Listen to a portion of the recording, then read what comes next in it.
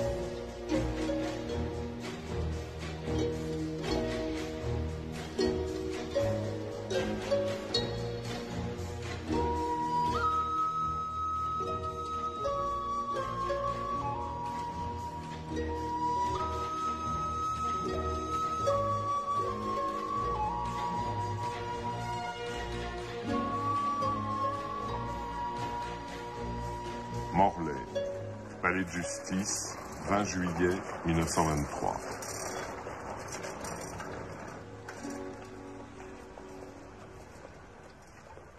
Quoi, on n'a toujours pas retrouvé le cadavre de Kemener. Et alors? Ça n'empêche pas que Seznec soit un assassin. Mais si, enfin. Attention, le voilà. Décidément, c'est Seznec. Il roule toujours dans de belles voitures.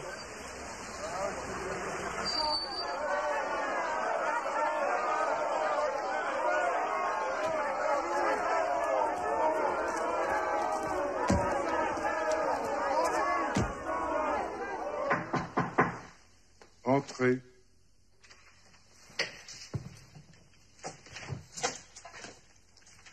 Bonjour, monsieur Seznec. Je suis le juge Campion. Le parquet m'a chargé d'instruire votre affaire. Monsieur le juge. Enlevez-lui ces notes.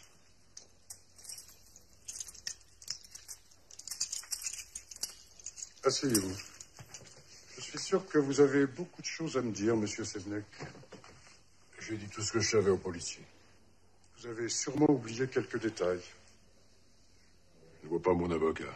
Où est-il? Il paraît que vous avez choisi Maître de Moreau Diaferi pour vous défendre. Oui. C'est un bon choix. Il a eu des clients célèbres. Bonneau, Landru, Caillot. Remarquez, ils ont tous été condamnés. Et puis un ténor du barreau parisien est toujours très occupé. Alors qui va me défendre? De toute façon, je n'ai pas l'intention de vous interroger aujourd'hui. Je vais simplement préciser votre inculpation. Assassinat et faux en écriture privée. Nous sommes d'accord? Je n'ai assassiné personne. Je vais également vous donner un conseil. Celui de changer votre système de défense, qui est dérisoire. Il y a dans votre dossier tant de témoignages accablants, tant de charges écrasantes que vous auriez intérêt à reconnaître certaines évidences.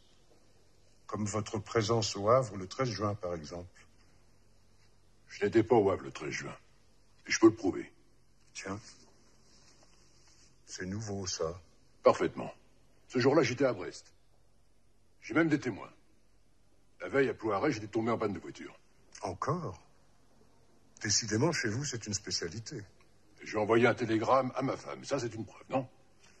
Bon, on parlera de tout ça plus tard, monsieur Seznec. Nous avons tout notre temps. J'ai décidé de ne pas partir en vacances afin de me consacrer entièrement à votre affaire. Enfin, à notre affaire. Bon, je crois que ce sera tout pour aujourd'hui.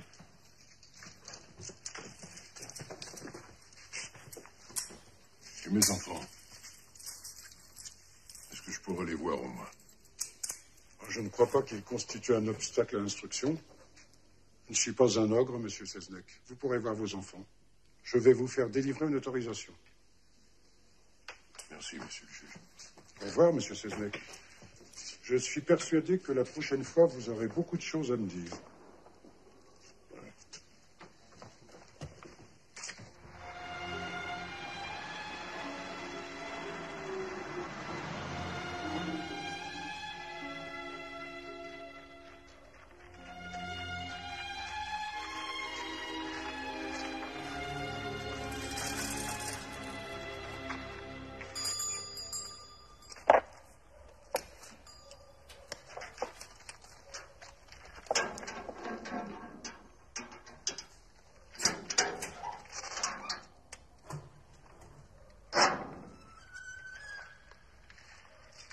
Je voudrais voir mon mari, Guillaume Seznec.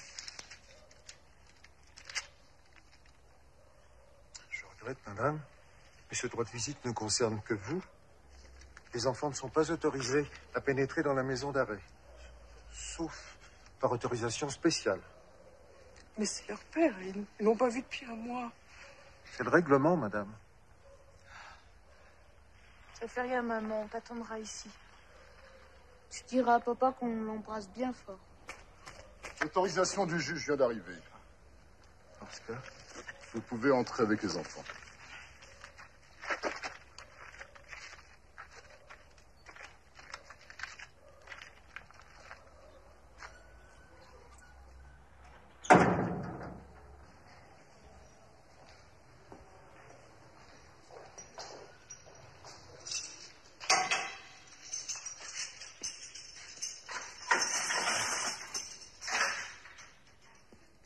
Je vous rappelle que l'entretien ne pourra pas durer plus de 2 minutes et que vous ne devez pas parler de l'affaire. C'est un ordre du juge d'instruction.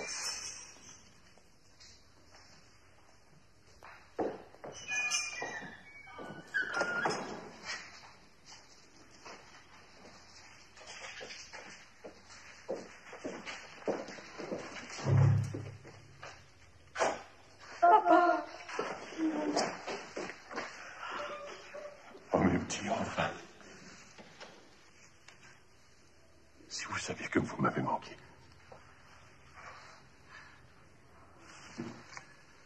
S'il vous plaît, reculez. Les visiteurs doivent se tenir à 1 mètre de la grille. Reculez, toi, le père. Quand est-ce que tu vas revenir, papa? Bientôt, je vous le promets, mes enfants. Courage, Guillaume. Prends soin de toi. Je sais le télégramme que tu m'as envoyé de Poirette. Le 13. La police l'a saisi. Vous êtes en train de parler de l'affaire, c'est interdit. Faut que tu dises au juge, Guillaume. La visite est terminée. Je vais faire un rapport au juge. Non. Je prends aussi un savon. Voilà vos 300 grammes de riz. Merci. Ce sera tout. Oui, pour aujourd'hui. Ça fait 8 francs 80. Vous ne marquez pas sur mon compte? Non, madame Seznec, nous ne faisons plus crédit. Je vous ai toujours payé? C'est comme ça, madame Seznec. Si vous n'êtes pas contente, vous pouvez toujours aller voir ailleurs.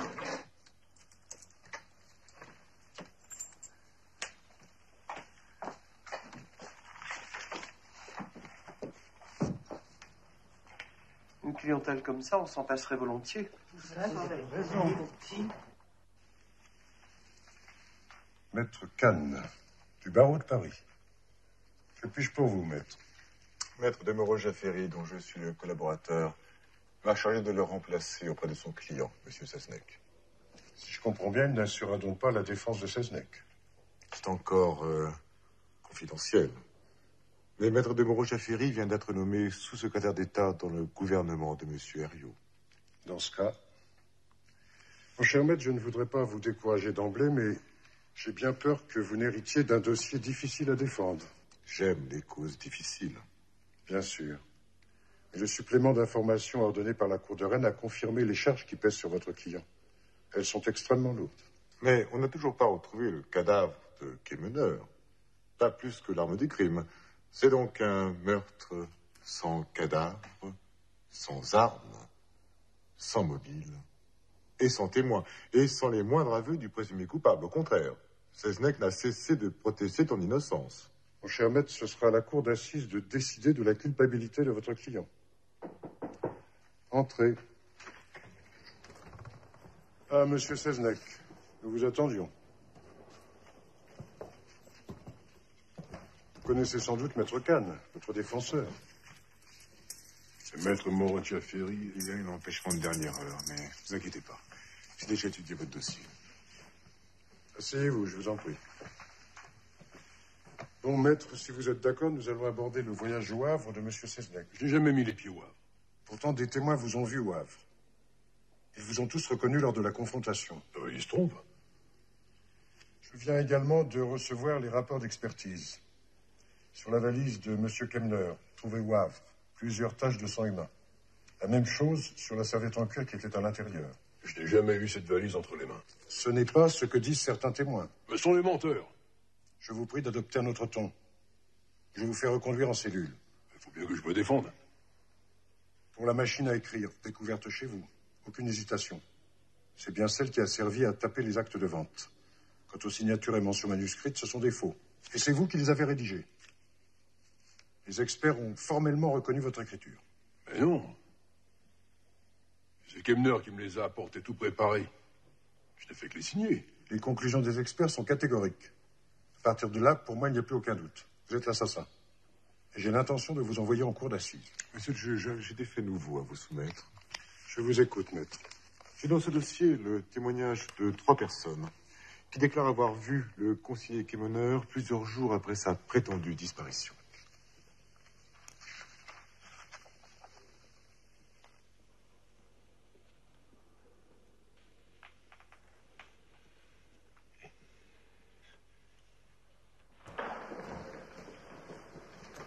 Quand je lui ai affirmé que j'avais vu M. Quémeneur le 29 mai, le juge m'a demandé si j'étais bien sûr que c'était lui. Je lui ai répondu que je ne pouvais pas me tromper, puisque je le connaissais depuis longtemps. Et alors? Il a l'air un peu ennuyé. Il m'a demandé pourquoi j'avais attendu 6 mois avant de témoigner. Je lui ai dit que j'avais peur d'avoir des ennuis. Vous comprenez, maître, je suis croyant. Je ne pouvais pas laisser accuser un innocent.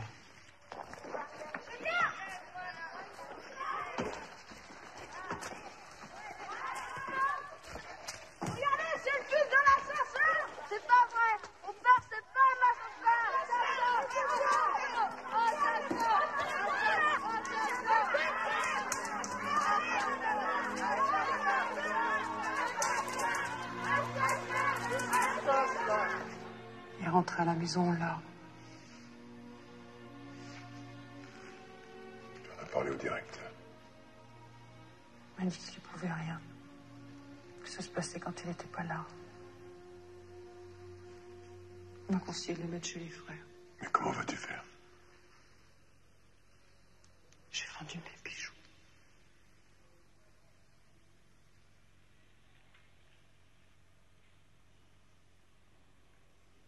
Nicolas et ses amis s'occupent de nous. Ils cherchent des témoignages en ta faveur. C'est improbable. Je n'aimais pas parce qu'il est anticlérical. Il faut reconnaître qu'il est plus généreux que certains chrétiens. Et toi? Ben, ça va. J'ai des soucis avec Maître Moreau-Tchaféry. J'ai plus de nouvelles de lui, j'ai peur qu'il me laisse tomber. Seznec, vous n'avez pas le droit de parler de votre affaire.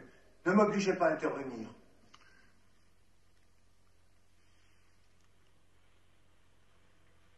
Il commence à faire froid.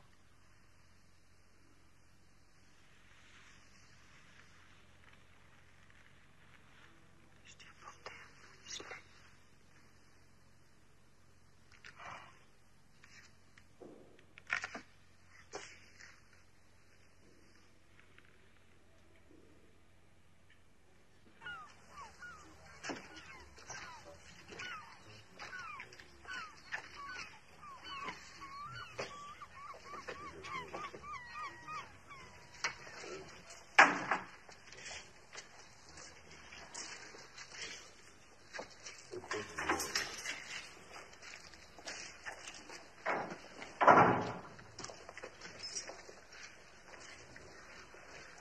t'as des nouvelles? Maître Tchafieri vient d'entrer au gouvernement. Alors il s'occupe plus de moi. Forcément, une innocence, ça n'intéresse personne. Faudrait qu'il trouve des témoins qui prouvent que t'étais probable le 13 juin. Ben, j'en connais. Mais personne ne veut témoigner. Tu en trouver d'autres. Ça existe, tu sais. Il suffit d'y mettre le prix. Quoi? Tu veux dire de les acheter? Disons leur verser une petite indemnité. Pense-y. Je pourrais m'en occuper si tu veux. Je sors la semaine prochaine. Pense-y. Je vais réfléchir.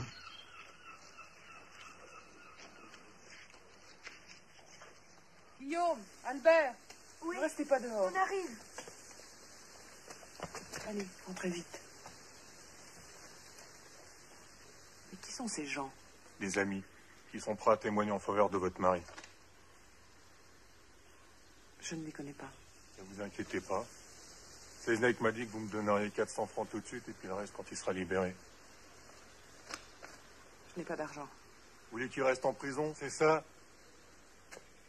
Bon, bah 300 alors. N'insistez pas, monsieur. Je vous dis que je n'ai pas d'argent. Bon, bah tant pis pour vous. J'en connais d'autres qui seront moins avares.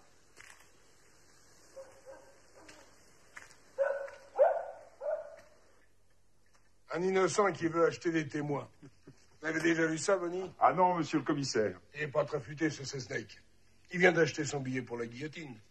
Félicitations, Bonnie. Je vous remercie, monsieur le commissaire. Mais je n'ai fait que mon travail de fonctionnaire au service de la justice. Quimper, palais de justice, 22 octobre 1924.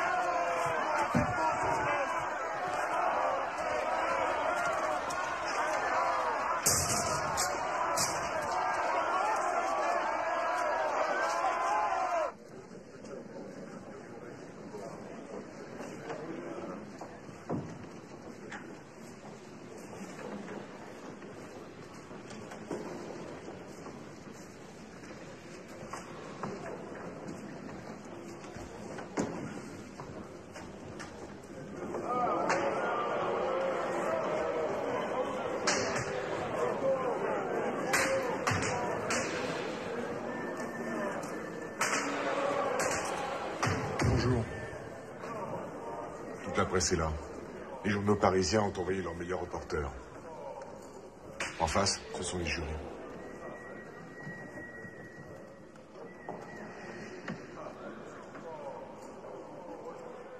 La cour.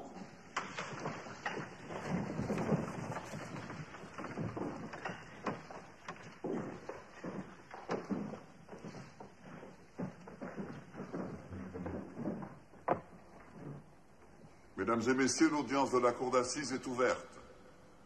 Vous pouvez vous asseoir.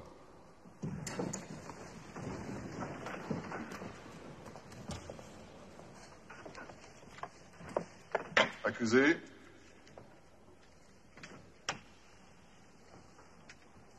Veuillez indiquer vos noms, prénoms, âge et profession. Seznec, Joseph-Marie Guillaume, 46 ans. Profession marchand de bois à Morlaix.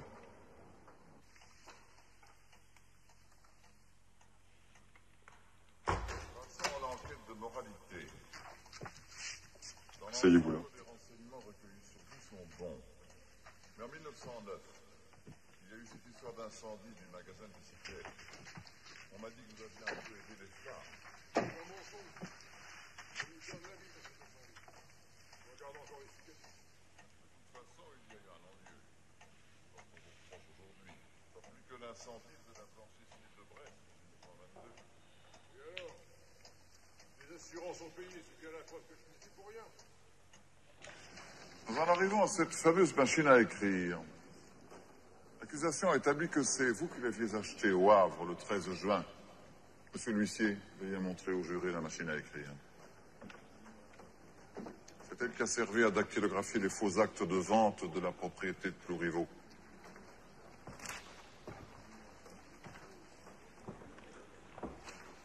Et je précise que cette machine a été trouvée au domicile de l'accusé. C'est faux. Je n'ai jamais vu cette machine. Si on l'a trouvée chez moi, c'est que quelqu'un l'a apportée. Et qui donc, d'après vous? Je ne sais pas, j'étais pas là, j'étais en prison.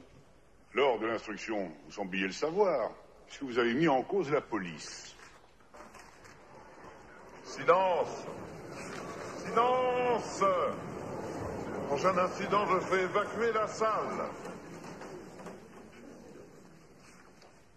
Parlons un peu de votre voyage au Havre. Et je vous répète que je n'ai jamais mis les pieds au Havre. Ce n'est pas ce qu'affirment les témoins.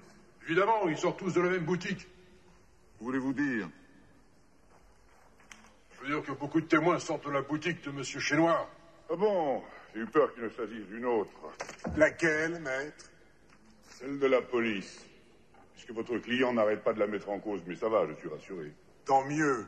D'autant plus que deux des témoins qui prétendent avoir rencontré Seznec dans la boutique de M. Chénoir sont justement des relations de l'inspecteur Bonny. Ils se sont connus après l'affaire. Prouvez-le! Attendez, monsieur, je vous en prie. Passons au 20 juin. Le jour où on a retrouvé la valise de Kemener dans la salle d'attente de la gare du Havre. Mais encore une fois, monsieur le Vous président... n'avez jamais mis les pieds au Havre, je sais, vous l'avez déjà dit. Seulement, ce jour-là, des témoins vous ont vu, comme par hasard. C'est impossible. Le 20 juin, je revenais de Saint-Brieuc à Morlaix. Dans le train, j'ai même parlé à un ouvrier qui revenait d'une noce de la veille. C'est faux. On a vérifié. Cette noce a eu lieu le 20, justement, et pas le 19. Non, c'était bien le 19. De quel droit, monsieur, vous permettez-vous de perturber l'audience? Parce que je suis le marié, monsieur le président. Un peu de silence, s'il vous plaît. L'audience est suspendue, reprendra demain à 10h.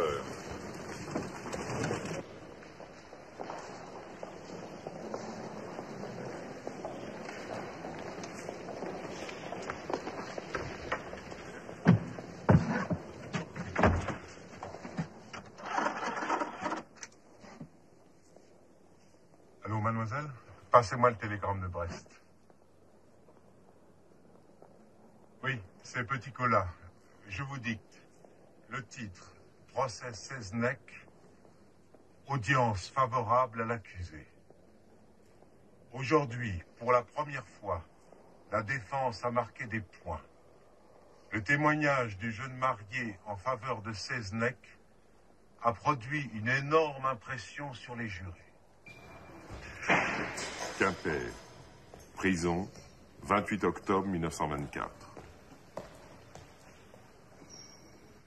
Faudrait quand même vous dépêcher, les gendarmes vont encore l'attendre. C'est important de faire bonne impression. Par exemple, ton costume, il est trop flippé. Ça compte dans un procès. Tu crois? Avec toute cette pluie? Ce soir, t'auras qu'à mettre le pantalon sous le matelas. Et pour la veste, j'essaierai de trouver un fer à repasser et une pâte mouille.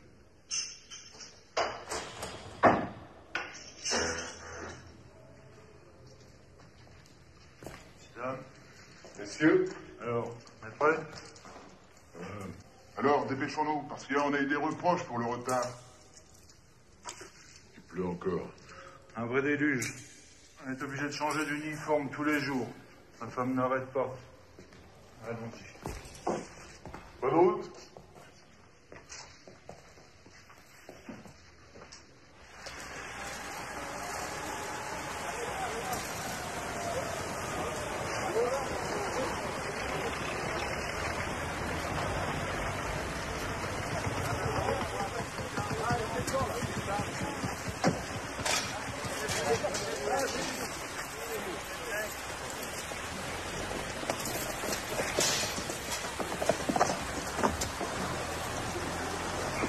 Ah mon Dieu, ils vont croire qu'on l'a tabassé.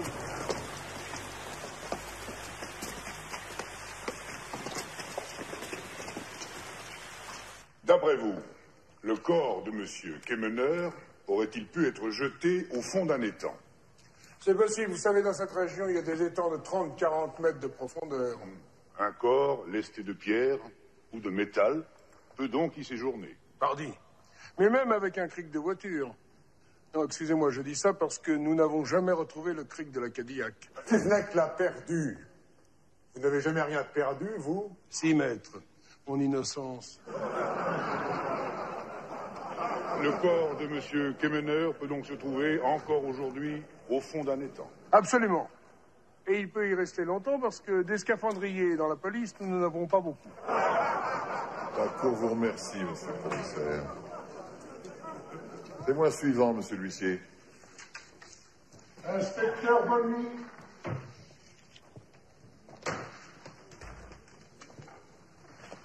Je voudrais dire la vérité, toute la vérité, rien que la vérité. Levez la main droite et dites je le jure. Je le jure. Monsieur Bonny, vous avez bien procédé aux premiers interrogatoires des témoins du Havre. C'est exact, monsieur le président. Et tout le monde a reconnu l'accusé. Oui, monsieur le président. Êtes-vous certain que vous ne avez pas un peu aidé? Que voulez-vous dire par aider? En décrivant d'abord celui que vous cherchiez. Grand, maigre, des cicatrices. Pas du tout. J'ai d'abord enregistré les dépositions des témoins. Ce n'est que par la suite que je leur ai montré les photos. De toutes les façons, elles étaient parues dans les journaux. Ça, maître, ce n'est pas mon affaire. Moi, je suis au service de l'État. Les journaux peuvent publier ce qu'ils veulent. En tout cas, tous les témoins ont reconnu Seznec. C'est tout ce que j'ai à dire, monsieur le président. Regardez bien le S, par exemple. C'est exactement le même S que dans la signature de Seznec. C'est normal, puisque c'est moi qui ai signé. Prenez les pièces en main, messieurs les jurés, et superposez les deux exemplaires de la promesse de vente. Vous constaterez par transparence que les deux mentions manuscrites ont été décalquées l'une sur l'autre. C'est la preuve irréfutable d'un trucage. Je ne sais pas, monsieur le président, si Seznec est un assassin. Mais en tout cas, je suis sûr que c'est un faussaire. La Cour vous remercie pour votre exposé. Vous entrez témoin suivant, monsieur l'huissier. Jamais mon frère n'aurait vendu la propriété de Plouriveau sans m'en parler, monsieur le président. Et vous souvenez-vous que votre frère vous ait parlé de cette vente de Cadillac? Pas directement, monsieur le président. J'ai seulement entendu une conversation téléphonique avec Seznec. Selon vous, c'est Seznec qui aurait entraîné votre frère dans cette affaire. Mon frère, lui, avait pourtant bien dit à Pierre de se méfier de Seznec. Si seulement il avait écouté. C'est faux. Vous avez quelque chose à dire, Seznec? Je vous répète que c'est Kemener qui m'avait proposé de m'associer à cette histoire de Cadillac. Bien entendu. La Cour vous remercie, mademoiselle. Vous pouvez vous retirer. Excusez-moi.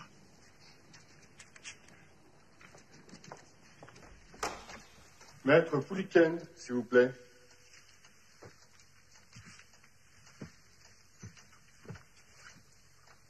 Je n'ai jamais eu confiance en Seznec. Mais mon beau-frère ne voulait rien écouter. Il était comme envoûté. C'est ce qui explique qu'il ait cru dans cette histoire de vente de Cadillac aux Russes. D'ailleurs, quand Pierre m'a demandé de lui envoyer un chèque de 60 000 francs en poste restante, j'ai tout de suite deviné qu'il y avait quelque chose d'extrêmement suspect. Permettez-moi de rappeler à la Cour que Seznec n'aurait pu en aucun cas toucher ce chèque puisqu'il était barré, contrairement, maître Pouliken, à ce que vous aviez affirmé lors de vos premières déclarations. Oui, enfin, il n'empêche qu'il a bien essayé de le toucher à la poste du boulevard Malzer. Il n'a jamais été établi que Seznec ait essayé de toucher ce chèque. Le témoignage du postier en fait foi. Confronté avec Seznec, il ne l'a pas reconnu. Je vous demande pardon, maître. J'ai là le procès-verbal du témoignage de cet employé. À la question, cet homme est-il venu chercher le courrier de M. Kemener? Je ne peux répondre ni oui ni non. Nuance. Maître Pouliken, est-il exact que vous deviez la somme de 150 000 francs à M. Kemener? Oui, mais j'avais commencé à lui rembourser. Combien lui deviez-vous avant sa disparition? environ 130 000 francs. Je regrette, ceci n'a rien à voir avec l'affaire que nous jugeons ici. Peut-être, monsieur l'avocat général, mais peut-être est-ce aussi cette reconnaissance de dette que maître Pouliken cherchait dans les bureaux de son beau-frère lorsque le juge d'instruction est venu perquisitionner. Mais non, absolument pas. Je mettais de l'ordre dans des papiers. La Cour vous remercie, maître. L'heure est avancée, nous entendrons demain les autres témoins. Mesdames et messieurs, l'audience est levée. Elle sera reprise demain à 10 h. Monsieur le chef d'escorte, faites sortir l'accusé.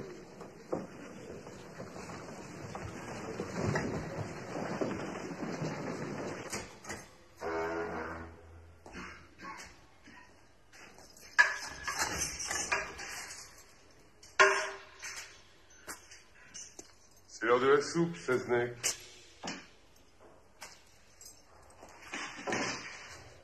Faut manger, mon vieux. Manger. Vous croyez que j'ai faim, chef? On me donne à manger comme un animal dans sa queue. Et pendant ce temps-là, eux, ils sont en train de se m'offrir. Salaud! Fumier! 30 octobre 1924.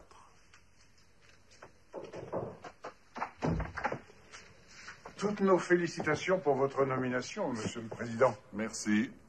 Je dois reconnaître que la première présidence de la Cour de Rennes ne me déplaît pas. À propos, messieurs, je serais d'avis d'accélérer les auditions des témoins. Ils le reconnaissent tous. Aucune raison de s'éterniser. Ce serait tout de même assez farce qu'à la Cour d'appel de Rennes, vous soyez chargé du dossier Seznec. Et encore faudrait-il qu'il soit condamné. Anticipons pas. Donc, monsieur Najat, vous affirmez avoir rencontré Kemener 6 jours après sa disparition. Oui, monsieur le Président.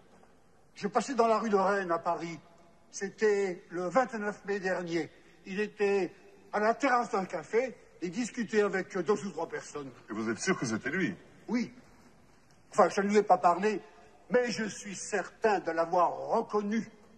Monsieur Najat, je ne mets pas en cause votre sincérité. Cependant, je constate que vous portez des lunettes avec des verres épais. Est-ce que vous voyez bien? Si je porte des lunettes, c'est justement pour bien voir. Pourtant, un de vos amis, monsieur Inizan, qui est député du Finistère, affirme, lui, qu'il vous est arrivé de le croiser dans la rue sans le reconnaître. Il exagère, peut-être que je pensais à autre chose. Je vois parfaitement, par exemple, toutes les personnes qui sont dans cette salle. Même ce monsieur, tout au fond de la salle, à droite, derrière vous. Regardez, entre les 2 dames. Parfaitement. Il a une cravate rouge, une petite moustache et porte lui aussi des lunettes. Et vous lisez sans difficulté le journal. Heureusement, je suis imprimeur. Monsieur le Président, si vous le permettez, je voudrais vérifier un point de détail. Je vous en prie.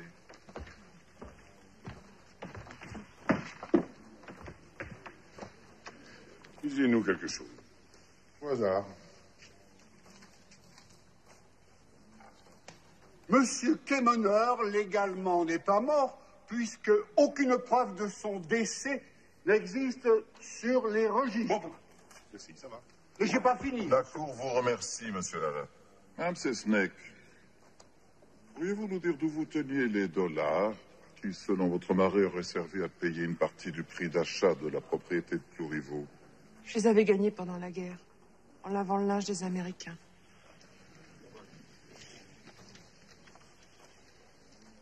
C'était de l'argent honnêtement gagné. En tout cas, madame Seznec, vous avez été obligée de reconnaître que vous aviez menti aux policiers quant à l'endroit où vous aviez caché ces dollars. C'est vrai, mais quand ils sont arrivés, ma chambre n'était pas faite. Alors je leur ai dit que les dollars se trouvaient au grenier. De toute façon, ils n'y étaient plus, puisque mon mari les avait pris le 22 mai pour payer M. Kemener. Vous avez mis en cause dans la presse les perquisitions légales de la police. Pourquoi? Perquisition? Moi, j'appelle ça du vandalisme. Ils ont tout jeté par terre. Les tiroirs, le linge, les papiers. Vous appelez ça légal, vous? Moi, je dis que c'est du pillage, oui. Madame Seznec est souffrante. Ne court pas met-elle qu'elle s'asseye? Oui, bien sûr. Madame Seznec sera installée plus confortablement pour nous expliquer comment fut retrouvée la machine à écrire. C'est la police qui l'a placée chez moi. C'est même pour ça qu'ils n'ont eu aucune peine à retrouver. Bien entendu. Madame Seznec, pouvez-vous nous expliquer pourquoi votre mari tenait tellement à acheter la propriété de M. Kemener, alors que par ailleurs, il y avait de nombreuses dettes? C'est faux. Sa situation financière était excellente. D'ailleurs, c'est Kemener qui lui a proposé d'acheter Pluriveau. Vous avez aussi dit à un journaliste que M. Kemener avait dissimulé au fisc 1 million de bénéfices de guerre. C'est une chose qui se savait. La famille Kemener n'avait pas très bonne réputation. Monsieur le Président, j'aimerais savoir si c'est la famille Kemener qu'on juge ou si c'est Guillaume Seznec. Vous avez raison, monsieur l'avocat général. Madame Seznec, parlons un peu des voyages de votre mari au Havre. C'est faux. Mon mari n'a jamais été au Havre. Ce n'est pas ce qu'affirment les témoins qui l'ont vu. Ce sont des menteurs. Des témoins payés par la police. Pourtant, vous-même, vous ne paraissez pas bien sûr des dates. Après les procès-verbaux que vous avez signés. Et on m'a fait signer tellement de choses que je ne savais plus. On m'a même menacé d'un revolver. Ah bon. Voilà le revolver maintenant. Parfaitement. Demandez à Angèle, notre bonne, il y en a fait autant. Décidément, avec vous, la police s'en prend pour son grade. Hein? Bien, parlons plutôt des lettres que l'accusé essayait de vous faire parvenir clandestinement de sa prison. Vous savez pas ce que c'est que d'être en prison quand on est innocent. On est coupé de tout. On tremble pour sa famille, pour ses enfants. Alors, on se sent abandonné. Alors on essaye n'importe quoi. Mais ça, c'est excusable. Tout de même. Certaines de ces lettres visaient à acheter des témoignages. Mais avec quel argent? Mais je n'ai que 500 francs par mois pour vivre avec mes 4 enfants. La Cour vous remercie, Madame Seznec. Vous pouvez vous retirer.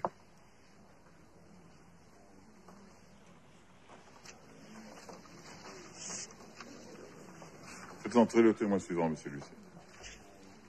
Mademoiselle Angèle Labigou.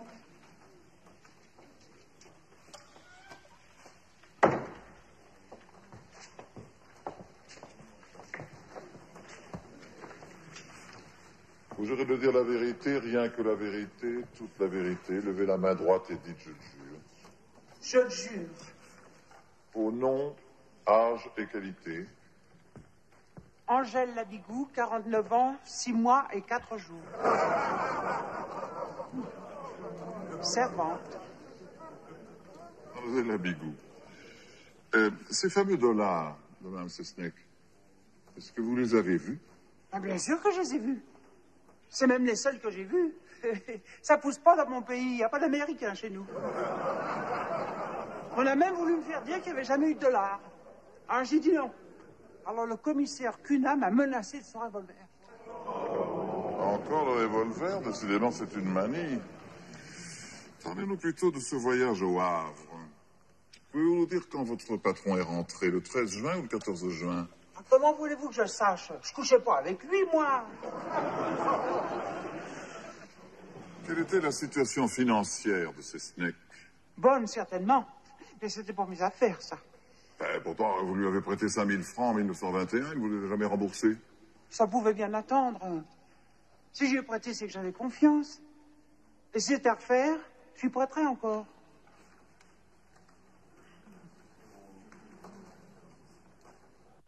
T'en fais encore un peu, Jeanne? Oui, s'il te plaît.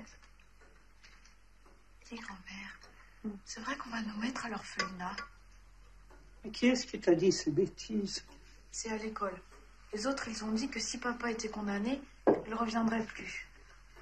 Moi, si on me met à l'orphelinat, je le sauverai. Mais n'écoutez donc pas ce qu'on dit. Votre père reviendra. Il faut prier pour lui.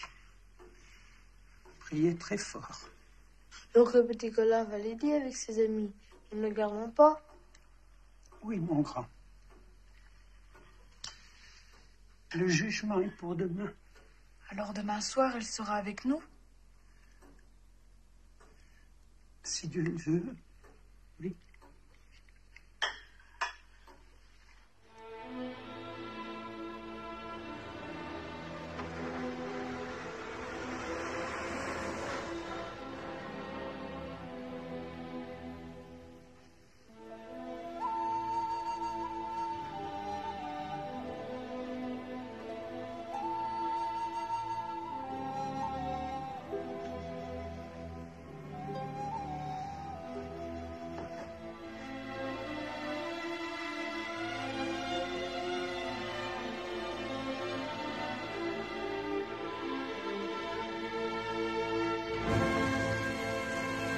« 4 novembre 1924.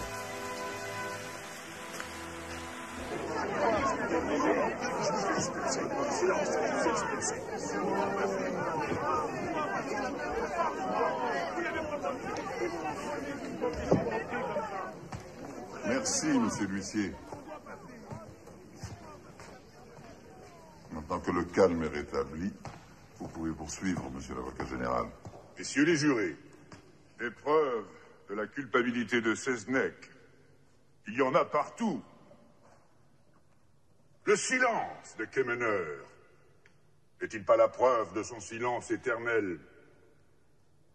Et le silence de Seznec n'est-il pas la preuve de sa culpabilité? Quel est l'auteur du crime, sinon celui à qui profite le crime? Seznec, vous avez osé accuser la police, mais elle est au contraire à féliciter la police. Elle s'est toujours montrée correcte, intelligente, efficace, très efficace, trop efficace pour vous, car c'est en fait ce que vous lui reprochez. Seznec, j'ai cherché partout. Nulle part dans votre crime, nulle part dans votre passé, je n'ai trouvé la moindre circonstance atténuante. Pour une sordide affaire d'argent, vous avez assassiné l'ami qui avait confiance en vous. Vous avez joué le tout pour le tout. Mais vous avez perdu. Messieurs les jurés, si vous avez l'intime conviction de la culpabilité, pas de faiblesse, votre verdict fera comprendre que l'homme ne doit plus être un loup pour l'homme. Vous condamnerez cet homme à la seule peine qui soit à la mesure de son crime. Vous lui infligerez le châtiment suprême.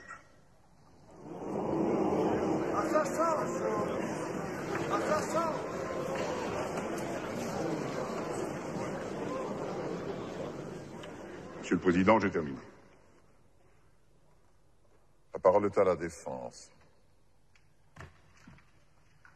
Messieurs les jurés, vous avez entendu l'accusation, voici la défense. Les chemins qui mènent à la vérité sont longs. Essayons de les suivre ensemble. On a dit que Seznec avait imaginé l'affaire des automobiles destinée à la Russie. C'est faux. C'était Kemener qui avait la maîtrise de l'affaire, qui prenait les contacts, qui concluait les accords. On a dit que Seznec avait intérêt à la disparition de Kemener. C'est faux. La promesse de vente ne pouvait se réaliser que si Kemener était vivant. Et cela, un commerçant avisé comme Seznec ne pouvait l'ignorer. Et en fait, Kemener est-il mort? Personne ne le sait. Pas plus, monsieur l'avocat général, que moi-même. La disparition n'est pas la mort. Des témoins sont venus vous dire qu'ils l'avaient vu après la date de sa disparition.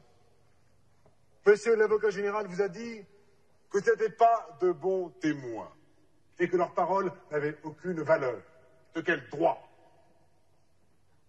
Ils ont vu. Ils ont prêté serment. Nous devons tenir compte de leurs déclarations. On a dit que Seznec était couvert de dettes.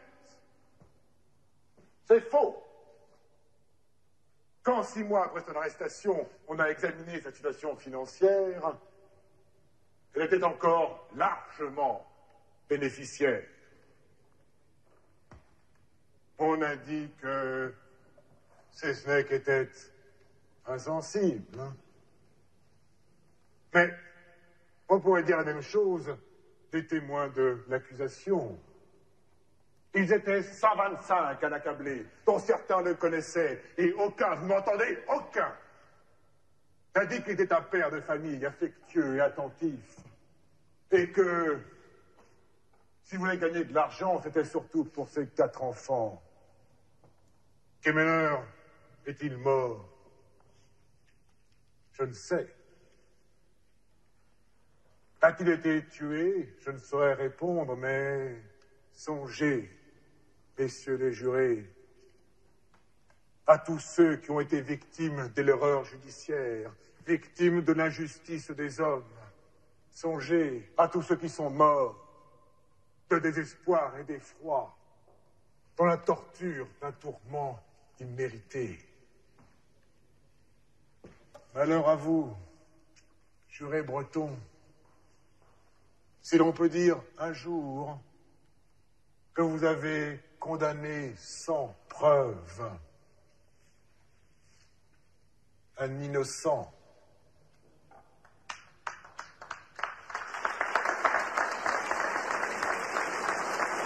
Silence dans la salle.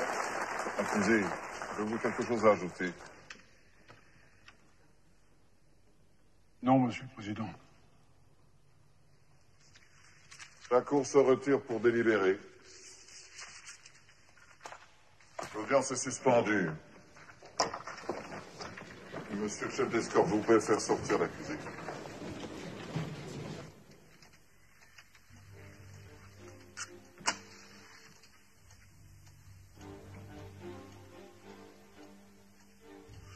C'est toujours aussi long. C'est bon signe. Ça prouve que les jurés ne sont pas d'accord entre eux.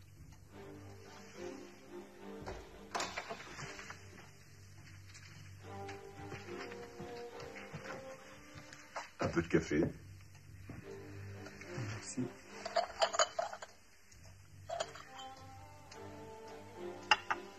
Quelle heure est-il? 11h15. Ce ne sera plus très long maintenant.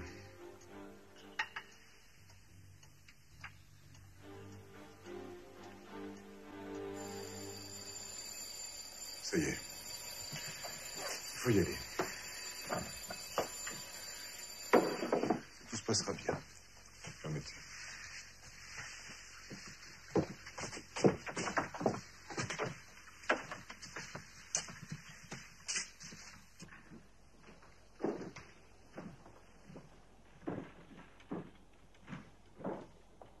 L'audience de la Cour d'assises est reprise. Vous pouvez vous asseoir. Monsieur le premier juré, voulez-vous indiquer à la Cour les réponses apportées par le jury aux questions qui lui ont été posées? À la première question, Seznec est-il coupable d'avoir volontairement donné la mort à Pierre Kemener? La réponse est oui à la majorité. À la seconde question, Seznec a-t-il agi avec guet-apens? La réponse est oui à la majorité. À la troisième question, Seznec a-t-il agi avec préméditation? La réponse est non à la majorité. Dis-moi, messieurs, il y a une erreur et une contradiction. Quand il y a guet-apens, il y a forcément préméditation. Or, le jury a répondu différemment aux 2 questions. Ça n'est pas possible. Effectivement, le cas est prévu par le Code d'instruction criminelle. Il faut procéder à une nouvelle délibération. L'audience est suspendue.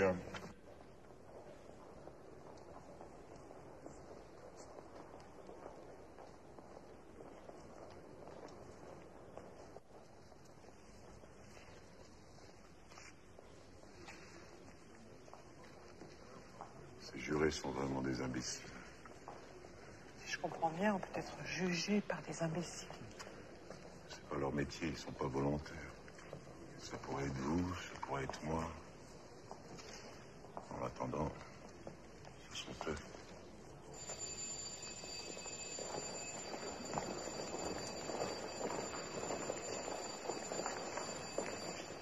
À la question « Y a-t-il eu préméditation ?», la réponse est non, à la majorité. À la question « Y a-t-il eu guet-apens ?», la réponse est non, à la majorité. Vous sauvez votre tête, Seznec. Silence, s'il vous plaît. Accusé, levez-vous.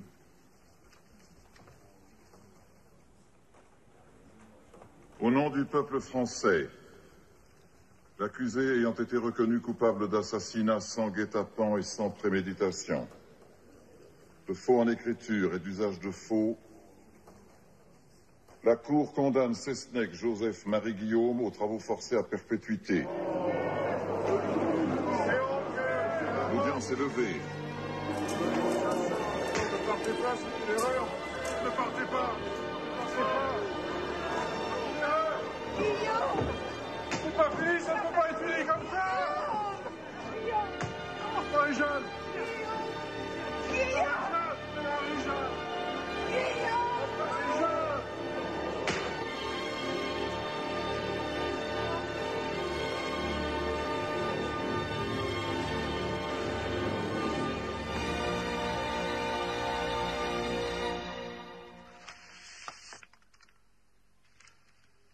La condamnation de Seznec était programmée. Autour de la cour d'assises, l'atmosphère était à la mort. La population la réclamait en riant. On n'a pas tous les jours le plaisir légitime de couper une tête. C'est vraiment injuste. Ne perdez pas espoir. On parle de révision. Et il faut absolument convaincre Guillaume de signer son pourvoi en cassation. Il n'a plus confiance en la justice. Et c'est à vous de le persuader. S'il était rejugé ailleurs, par une autre cour, ça changerait certainement. Dans la presse, il commence à y avoir des articles en sa faveur. Il faut le convaincre, Marie-Jeanne. Je vais essayer, mais... Oh, s'il avait eu Maître Montroger Ferré comme avocat... Ça n'aurait rien changé. De toute façon, il leur fallait un coupable.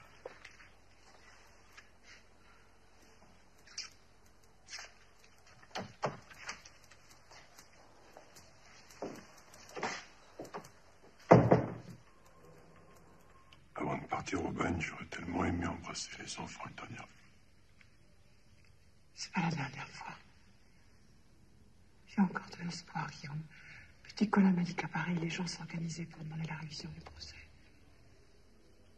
Mais l'avocat m'a dit que pour ça, il faudrait qu'il y ait des faits nouveaux. Ils sont trop francs, Guillaume. Il faut que tu tiennes bon.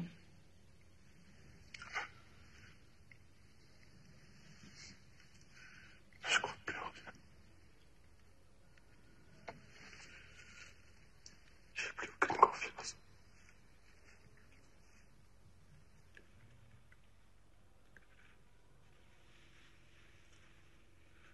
Pour le restant de ma vie, la maison, ça sera une cage. Dis pas ça, Guillaume. Dis pas ça. Ne t'inquiète pas. L'évêque de Quimper m'a dit qu'il paierait les pensionnats des enfants. Et toi, comment vas-tu faire? Je vais aller à Paris. Là-bas, je pourrai joindre plus facilement les ministères, les journalistes. Puis, quitte à partir, autant partir loin d'ici. On nous a fait trop mal. Mais à Paris, comment feras-tu pour vivre? Je travaillerai. Et personne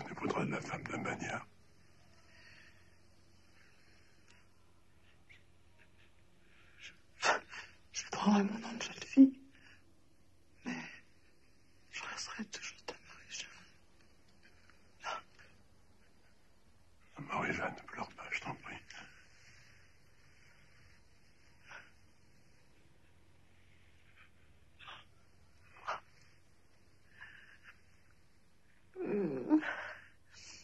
Tu reviendras, Guillaume. Il faut que tu reviennes. Toute ma vie, je me battrai pour ton innocence. C'est terminé, je sais. S'il vous plaît.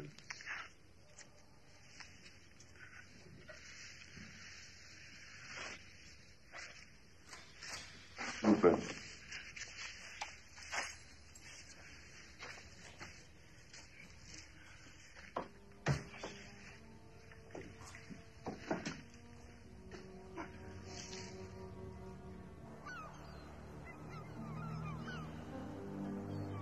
Saint-Martin-de-Ré, 7 février 1925.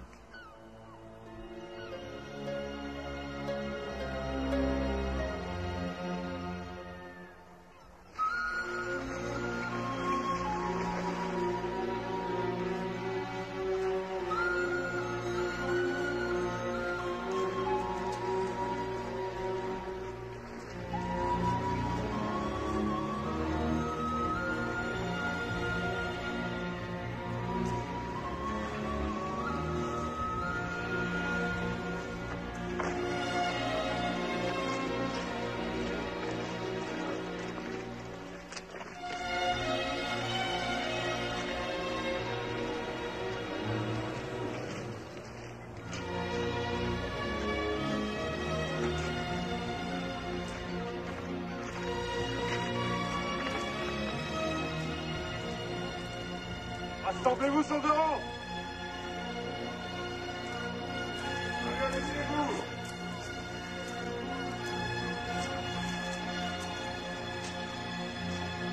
Dehors, vous êtes peut-être une célébrité, Seznec, mais ici, vous êtes un détenu comme les autres. Le matricule 3039. Dans 6 mois, vous serez en Guyane. En attendant, vous êtes sous mon autorité. Et chez moi, la discipline est particulièrement stricte. Et j'ai un seul conseil à vous donner. Faites tout pour ne jamais être puni. Ici, le cachot est terrible. 30 jours de punition, et vous êtes un homme mort. C'est compris? C'est compris, monsieur le directeur. Respectez le règlement, et tout ira bien. Ah, votre femme vous a écrit. Malheureusement, je ne peux pas vous remettre sa lettre. Les propos qu'elle tient sont insultants. Voilà, diffamatoires. La seule chose que je peux vous dire, c'est qu'elle est actuellement un peu souffrante et qu'elle doit subir des examens médicaux. Elle a également envoyé une photo de vos enfants. Vous pouvez la regarder 1 minute. C'est le règlement. Quand est-ce que je pourrais lui écrire? Vous avez le droit à 1 lettre par mois. Toutefois, si vous avez une bonne conduite, je vous en accorderai 1 seconde. Tout dépend de vous.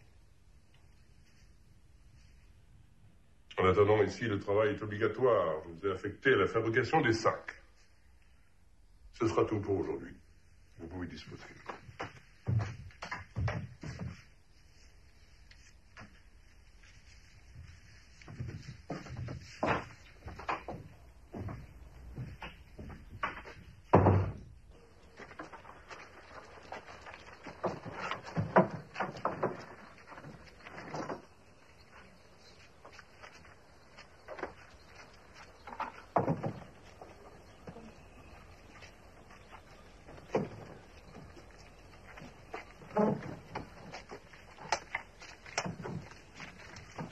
Non, la pendule fait partie du prix de la vente.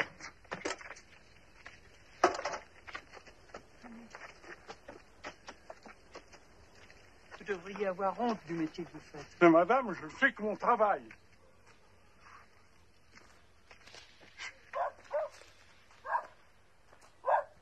Garde-vous!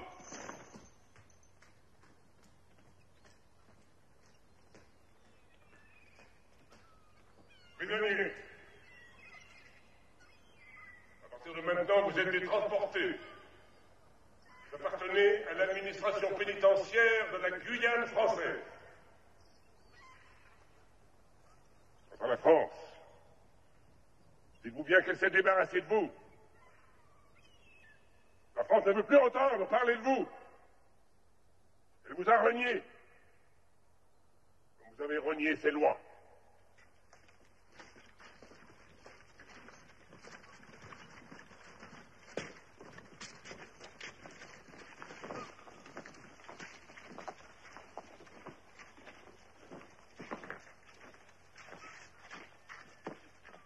Chargez les armes. En colonne par 4. En avant. Marche.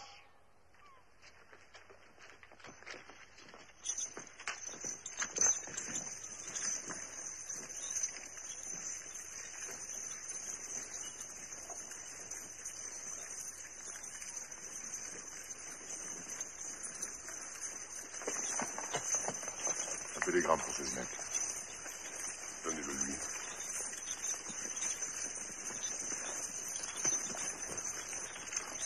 Un télégramme pour vous, Seznec.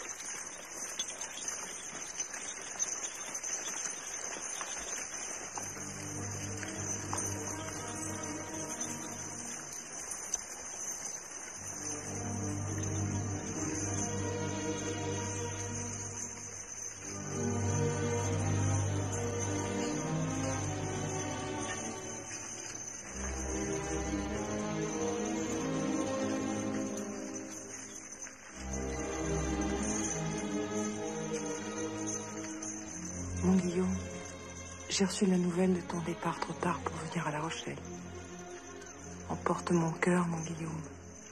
Je serai avec toi, je me battrai pour toi jusqu'à la mort. Je t'aimerai jusqu'à mon dernier souffle. Sans adieu, ta Marie-Jeanne.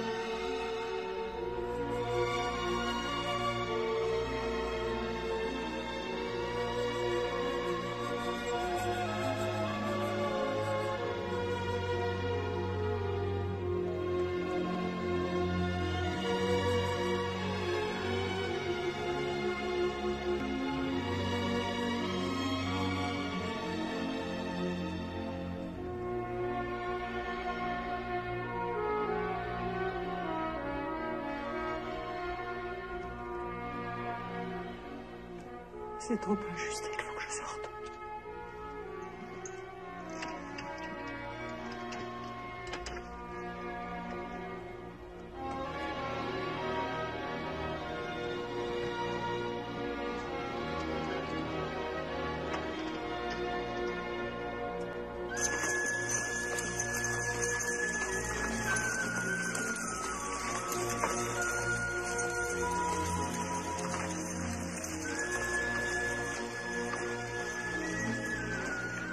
Saint-Laurent-du-Maroni, 2 mai 1927.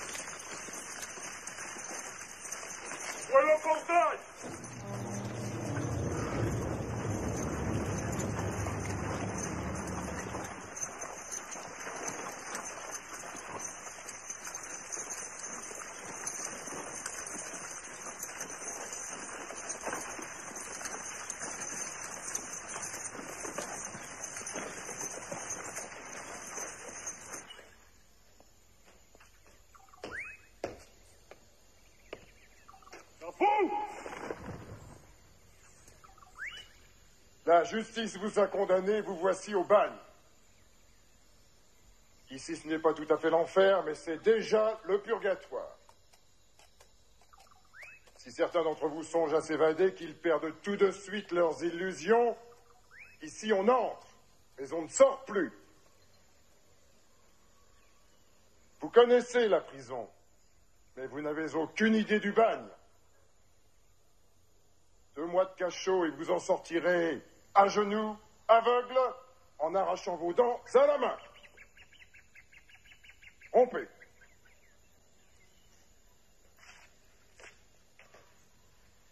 Repos.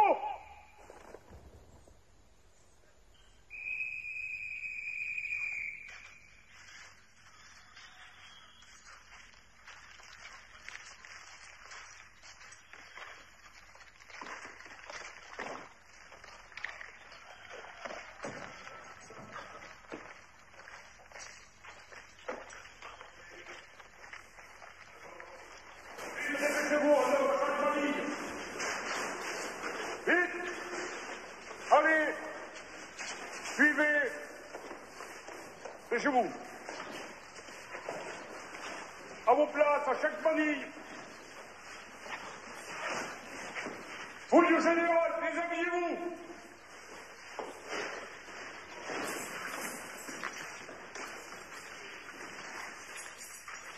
C'est vite.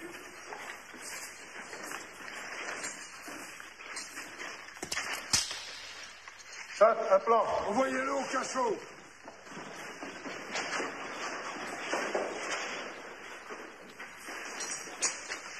Eh, mais j'ai besoin de savon, moi. Chef, celui-là a besoin de savon. Ah, qui veut du savon? Oui, chef. Au cachot, les gens.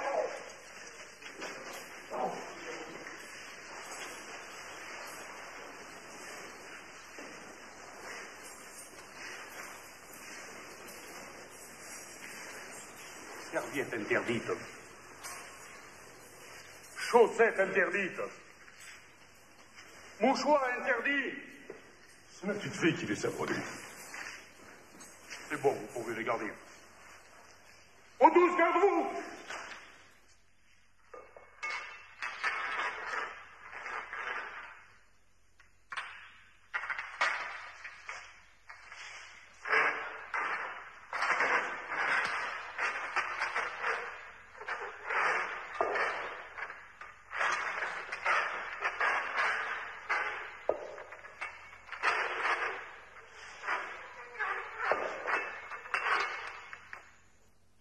Paris, février 1928.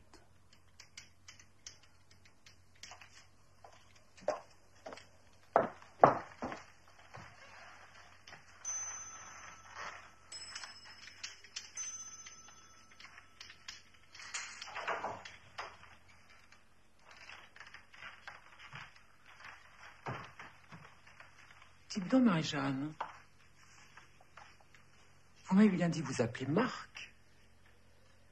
Oui, madame. Vous m'avez menti. Non, madame. C'est mon nom de jeune fille. Et quel est votre vrai nom? Seznec. C'est bien le nom de ce bagnard dont on a parlé dans les journaux, n'est-ce pas? Oui, madame. Je suis sa femme.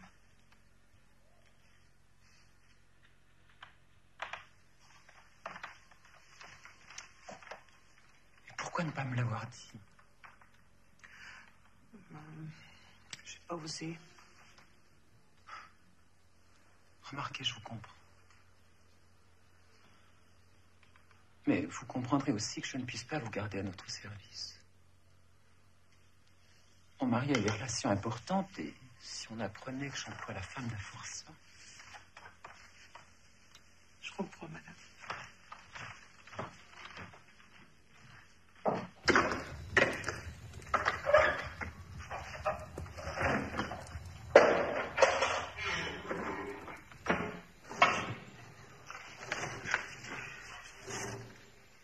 On se cercueille d'un seul coup, ça rigole plus, hein.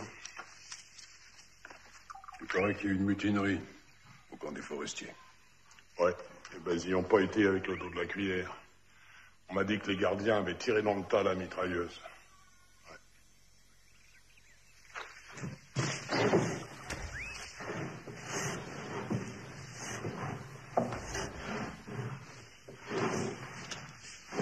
17 clous par cercueil, 11 x 17, 187. Je vous échangerai les couteaux vus.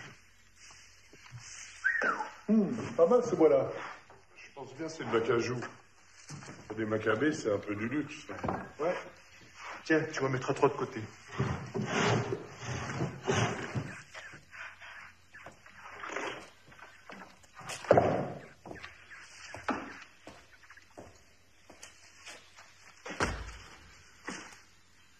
Seznec victime d'une machination.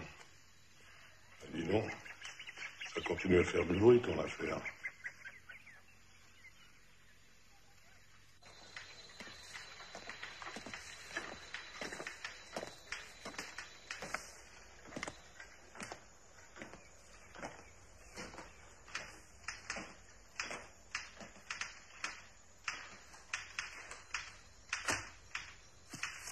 Je suis très embêté, Seznec. Cet argent, vous le reconnaissez? Non, mon commandant. Enfin, Seznec, un détenu nous a rapporté cet argent en nous disant qu'il les avait trouvés cachés dans votre atelier. Vous avez trahi ma confiance. Mais non, mon commandant. On raconte beaucoup de choses sur vous, Seznec. On dit que votre femme se trouve en Guyane hollandaise, de l'autre côté du Maroni, qu'elle y prépare votre évasion, ce qui expliquerait la présence de cet argent dans votre atelier. C'est faux. Ma femme est en France. Elle m'écrit toutes les semaines. Elle est bientôt malade d'en faire un tel voyage. Avec vous, Seznec, je ne peux pas me permettre de courir des risques inutiles. On parle beaucoup trop de vous. J'ai reçu des consignes de Paris. Au premier incident, j'ai l'ordre de vous transférer aux îles du Salut. J'ai rien fait. Qu'est-ce que vous voulez que j'y fasse? Ça rassure l'administration de vous savoir là-bas. Et puis vous verrez, le climat y est bien meilleur qu'ici. Vous pouvez disposer.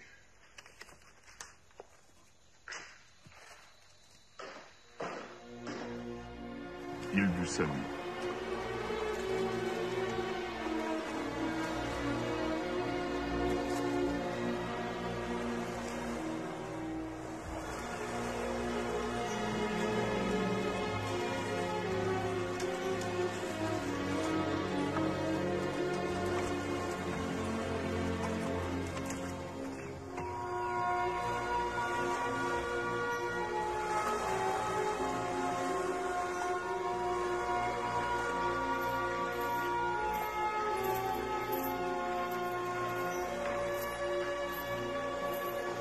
Allez, suivez.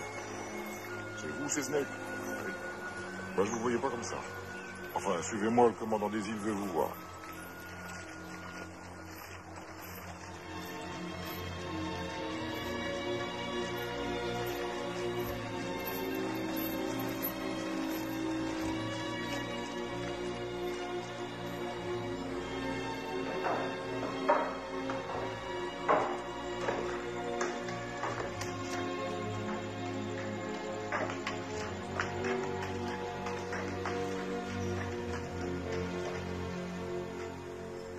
Merci, Daniel. Vous pouvez disposer. Bonjour, monsieur Seznec. Je suis le commandant Romain.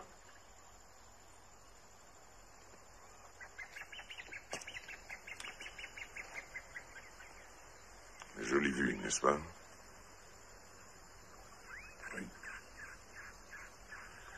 Monsieur Seznec, sans vous avoir jamais vu, je vous connais depuis longtemps déjà.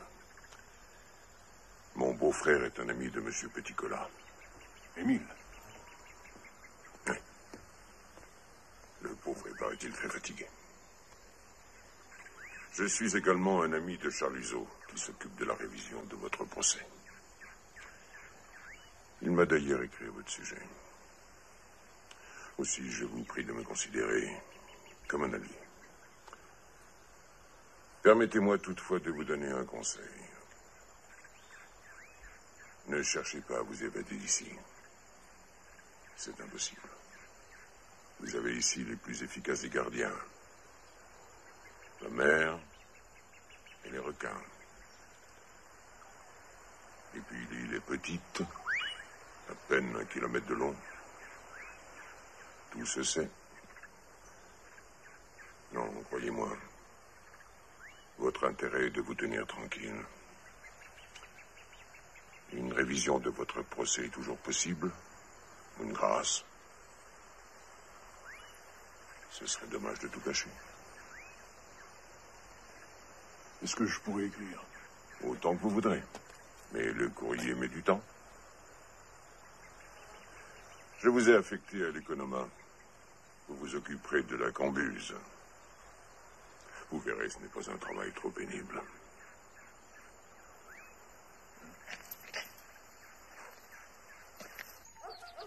Forêt de Houdan, février 1930.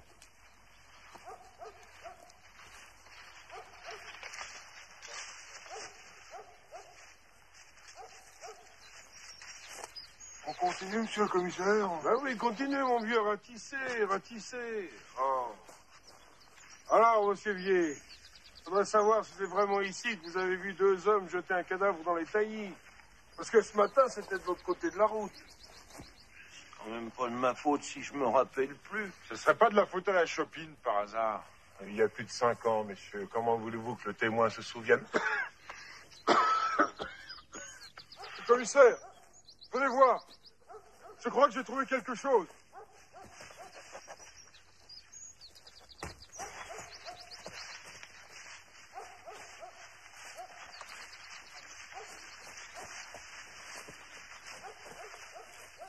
Regardez. Ah, bravo. Décidément, vous coûtez cher à la collectivité. Une demi-journée de recherche pour retrouver un épouvantail à moineau, bravo. Mais il faut chercher encore. Le témoignage de monsieur Vier. Justement, le témoignage de monsieur Vier. Je me suis renseigné au village. Il paraît qu'après quelques verres, il raconte n'importe quoi. Je me demande vraiment pourquoi, après tant d'années, vous continuez à vous acharner sur cette affaire. Tout simplement parce que nous croyons que Seznec est innocent. Oh, je vous en prie. Vous n'êtes pas Émile Zola et encore moins Victor Hugo, monsieur Ouzo. Et Seznec n'est pas Dreyfus. Nous, on a cherché, on n'a rien trouvé. Vous pensez faire mieux? Peut-être, monsieur Bonnet. Parce qu'il y a une différence entre nous. Vous cherchez à établir la culpabilité de Seznec. Et nous cherchons à prouver son innocence. Je crois surtout que vous cherchez les emmerdements. Et ça, vous risquez de les trouver. Ah, vous devriez vous mettre à l'abri. La forêt par ce point, c'est pas recommandé dans votre cas. Si j'appelle une ambulance, venez, aidez-le.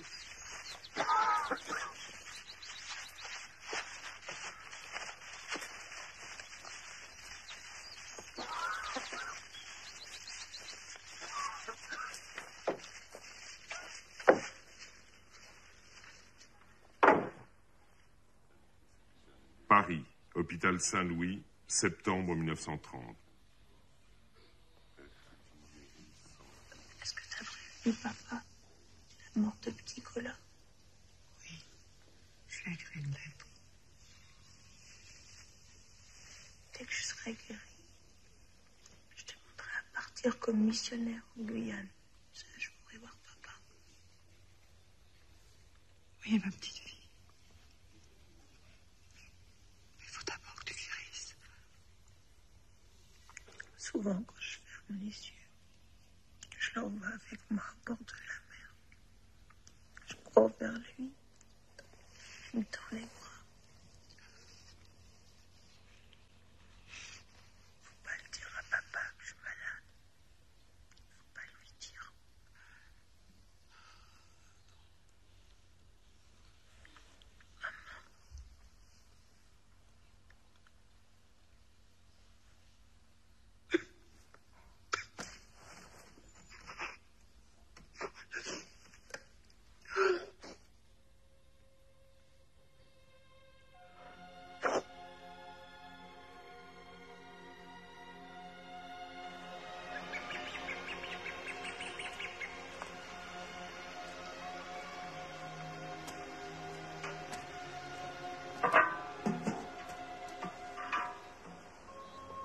Bien servi.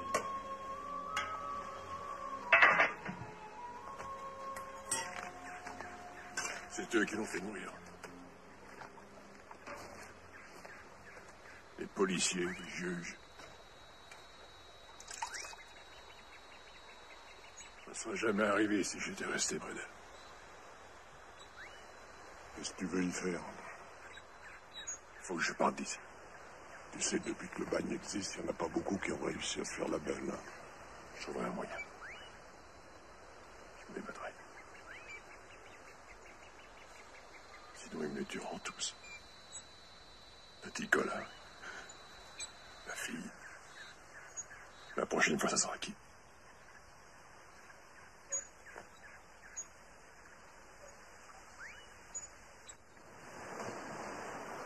Oh, Sesnec.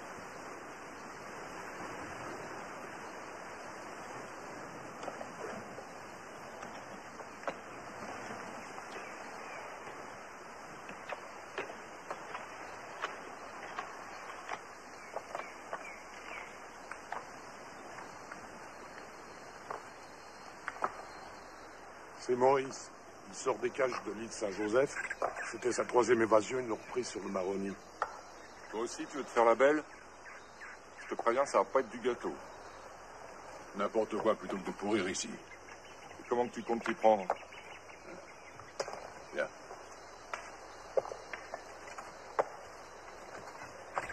Tu trouves pas que ça ferait une barque tout à fait convenable? Ouais. Il a fait croire aux gardiens qu'il construisait des chiottes. J'aurais pas pensé, mais c'est pas con. Ça fait pas un peu léger pour 3? Pas pour 3, pour 2. T'es pas dans le coup? C'est pas un truc pour moi. D'abord, personne ne m'attend, et puis, j'ai le mal de mer. Mais je vous aiderai pour les préparatifs. T'as de l'argent? Un peu plus de 3000 francs. Et toi? 2500 à peu près. Je pars pas d'accord, mais tu sais ce qu'on fait au bavard? Non, mais tu me prends pour qui, toi? Je connais bien Guyot. Si quelqu'un parle, ça sera pas lui. D'accord.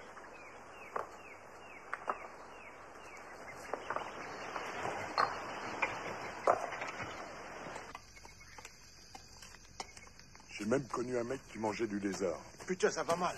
Il paraît qu'on a volé la paille des gardiens. Presque 3000 francs. Ils sont déchaînés, ils font partout. Faut prévenir Pelletier.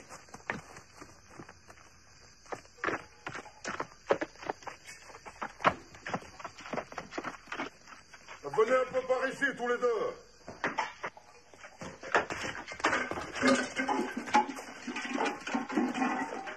Fouillez-les.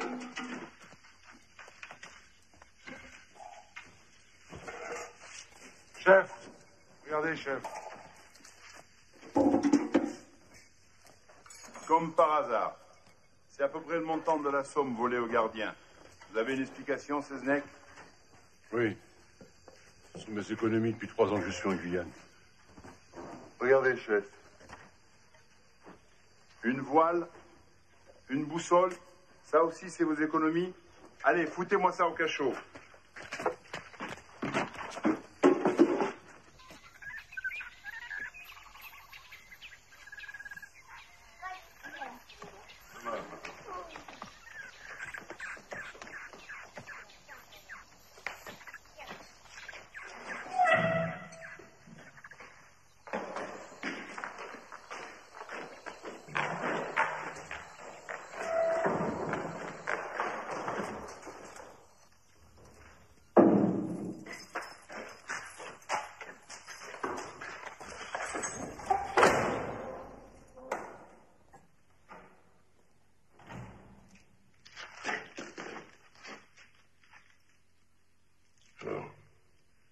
C'est bien lui. Oui, c'est lui.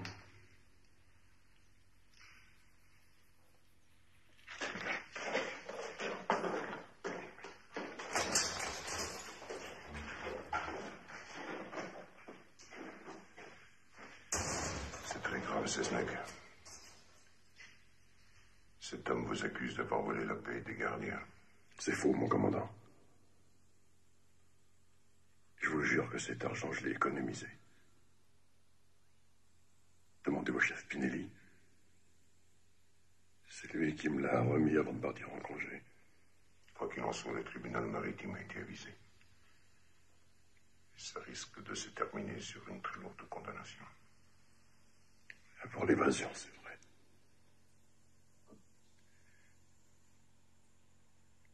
Mais depuis que ma fille est morte, j'ai qu'une idée, c'est de partir d'ici pour rejoindre ma famille.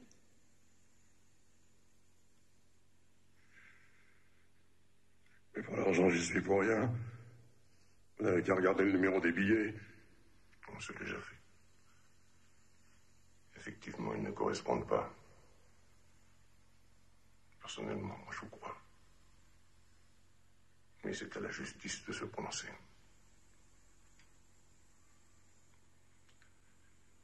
Vous ne me facilitez pas les choses, Seznec. Le tribunal vous condamne. C'est fichu pour la révision de votre procès.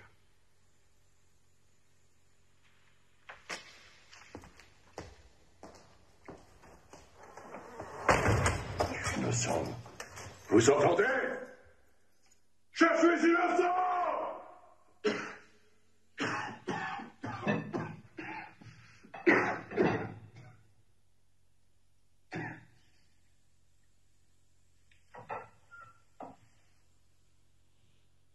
On a fini par identifier le véritable voleur. C'est un gardien. Je l'ai envoyé en France. Il se promenait à la retraite. Du coup, on passe l'éponge sur vos préparatifs d'évasion. Vous pouvez reprendre votre place à la cambuse. Je vous remercie, mon commandant. Et en ce qui concerne cet argent, je suis obligé de vous le confisquer pour le moment. On vous le rendra plus tard.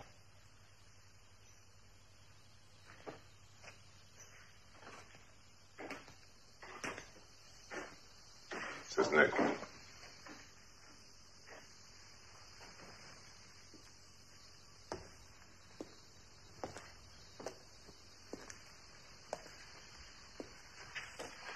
J'ai reçu une lettre de Charles Huzeau, je pense.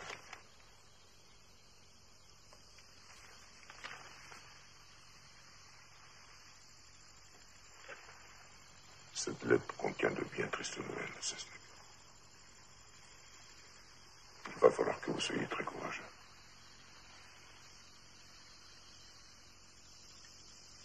Marie-Jeanne.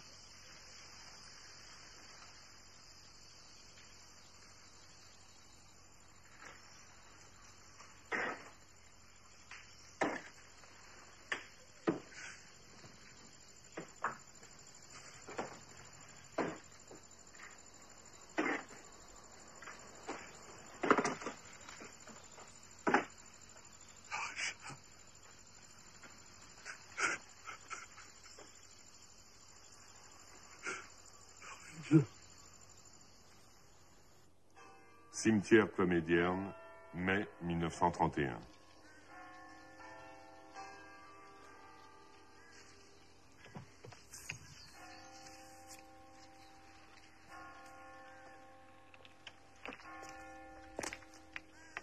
On ne s'entendait pas toujours très bien. C'était une bonne épouse. Elle était courageuse. Elle a toujours soutenu mon fils. Paix à son âme. Vous savez que beaucoup de gens sont convaincus de l'innocence de Guillaume. Je voudrais vous présenter quelqu'un qui s'intéresse de près à votre fils. Madame Seznec, je vous présente Charles Victor Hervé, ancien juge d'instruction à Guingamp. Juge d'instruction. Vous ne craignez rien, madame. Je suis là pour vous aider. Monsieur Hervé a découvert des éléments nouveaux qui pourraient nous aider dans la révision du procès. Oui, madame. Je suis convaincu de l'innocence de votre fils et je ferai tout mon possible pour qu'éclate la vérité. Faites, monsieur. Mais faites vite. Je ne suis pas éternelle. Et j'aimerais revoir mon fils avant de partir à mon tour. Comme notre pauvre Marie-Jeanne. Hé, Seznec! Regarde ça. Partout en Bretagne, il y a des meetings pour demander ta libération.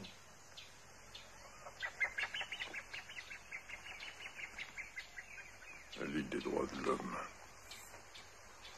demande une audience au ministre de la Justice. Il exige la réhabilitation de Guillaume Seznec. C'est ma mère qui est derrière tout ça. Ben dis donc, ouais. C'est quelqu'un, ta mère. Ça lui fait quel âge maintenant? à 85 ans. Seznec? Tiens.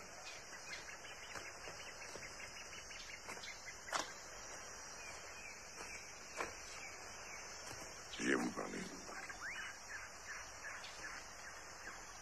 Voilà, je voulais vous prévenir. Je pars en congé en France. Et en raison de votre bonne tenue, j'ai l'intention de vous parler de vous, ministre. Faites une demande de grâce. Et je vous promets de l'obtenir. Une demande de grâce. Et je vous remercie, mais je ne veux pas être gracié.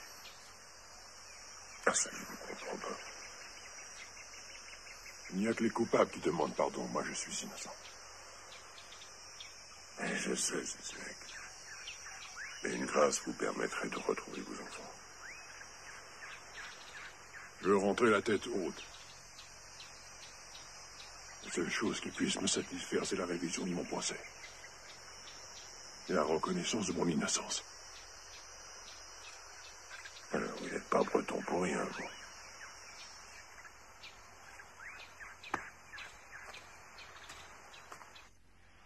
Brest, Maison du Peuple, 18 février 1934.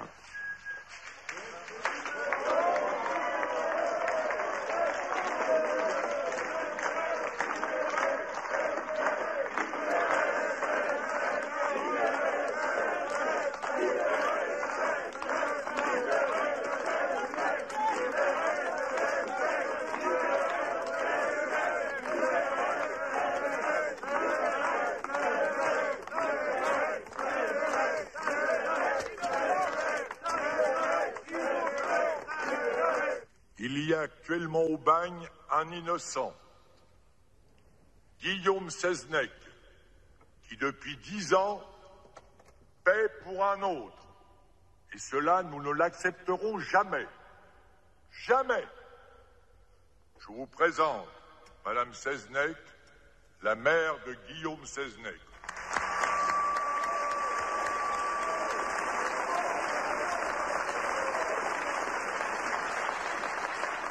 Je vous remercie tous au nom de mon fils Guillaume.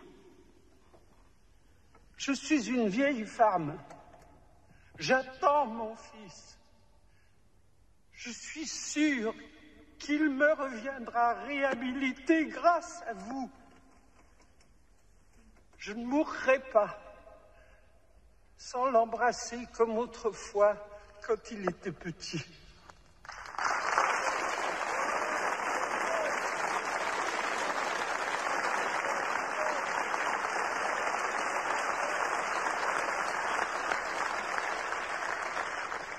Je cède la parole maintenant à un homme qui, depuis 2 ans, se bat pour obtenir la révision du procès.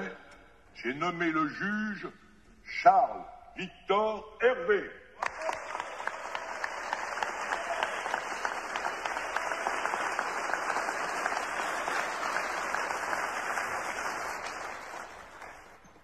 Pour faire sortir Seznec du bagne, nous avons communiqué au juré qui l'avait condamné en 1924 les preuves de son innocence. En effet, nous avons retrouvé le fameux garagiste, Cherdy, dont la police prétendait qu'il était une créature de l'imagination de Seznec. Or, il existe bel et bien, et nous avons l'intention de le faire entendre par la Cour. Or, ce témoignage et d'autres encore, la police et la justice les avaient cachés lors du procès. C'est pourquoi nous avons demandé aux jurés de nous rejoindre dans notre combat pour la justice. Mes amis, je vous demande au contraire de saluer le courage de ces hommes d'honneur qui ont accepté de reconnaître publiquement leur erreur. Au nom de Seznec, je les remercie.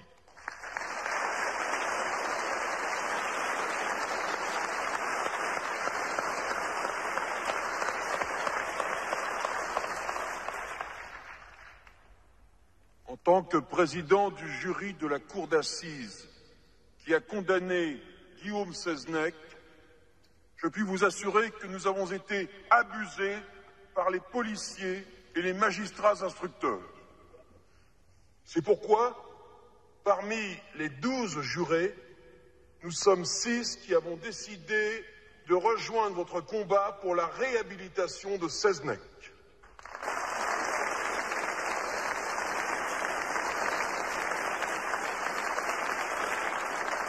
Afin de réparer notre erreur, nous avons décidé de rédiger une pétition à l'intention du garde des Sceaux pour réclamer la révision du procès.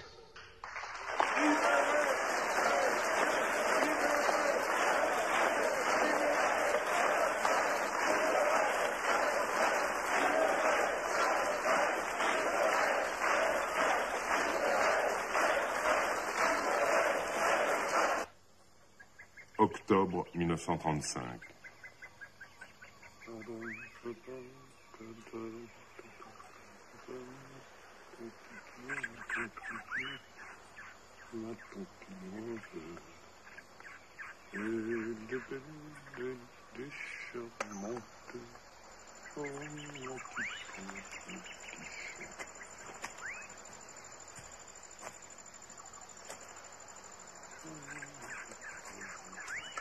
Seznec, oui. Il y a 3 lettres pour toi, dont une qui est revenue.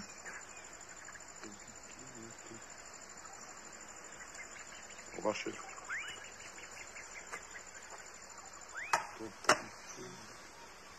Qu'est-ce qui te prend, là?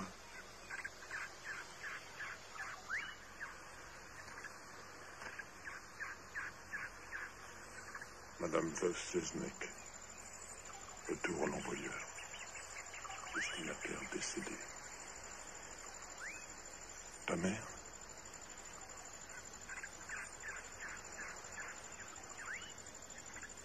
Cette fois, j'ai plus qu'à mourir.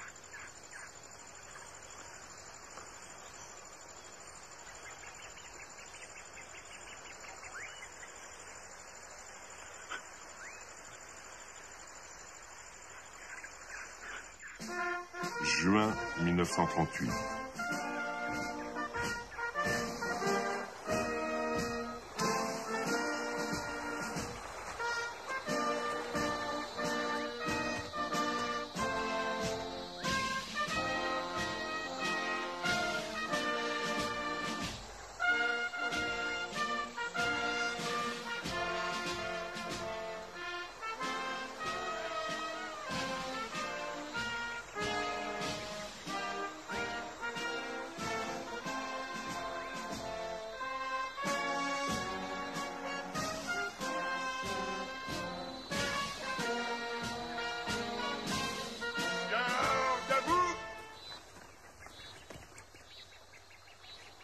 Bonjour, messieurs. Je peux vous annoncer officiellement que par décret du 3 juin 1938, le bagne est définitivement supprimé par extinction. Je crains, messieurs, que vous n'ayez pas suffisamment prêté attention à la formule par extinction. Elle signifie qu'on n'enverra plus personne au bagne, certes, mais elle signifie aussi que ceux qui y sont déjà sont condamnés à y rester. Ce qui ne change donc strictement rien à votre situation. Faites rompre les rangs. Rompez les rangs!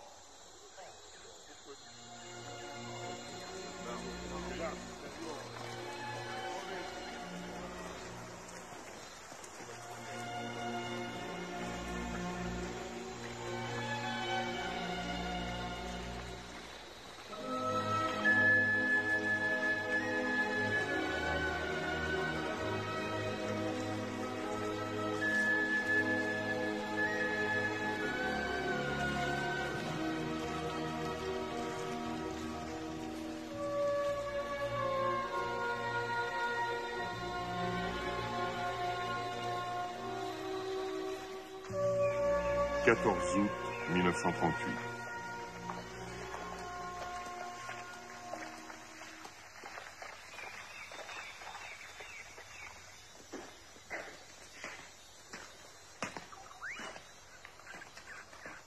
Ah, Seznec.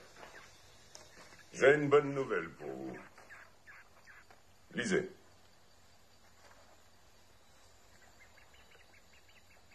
Qu'est-ce que ça veut dire?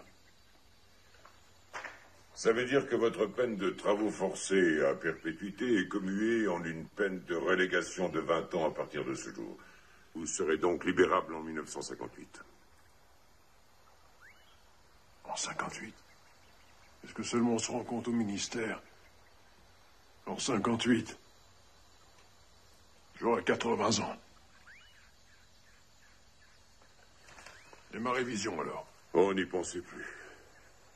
Depuis qu'Hitler a annexé l'Autriche, ils ont d'autres soucis à Paris.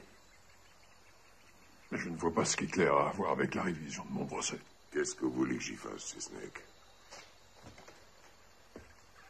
En attendant, vous savez sans doute que je viens d'être nommé gouverneur à Saint-Laurent.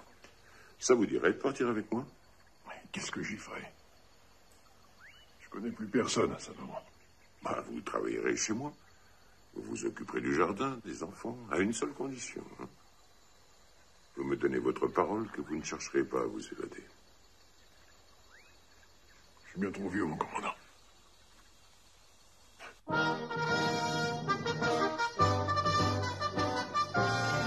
Dans Paris, enfin libéré, le général de Gaulle remonte les Champs-Élysées. Sous les applaudissements de la population, le libérateur de la France traverse à pied la capitale en liesse. Un peu partout, FTP et FFI se sont bien vite organisés pour débusquer les collaborateurs et les traîtres qui tentent de se soustraire à la juste colère du peuple parisien.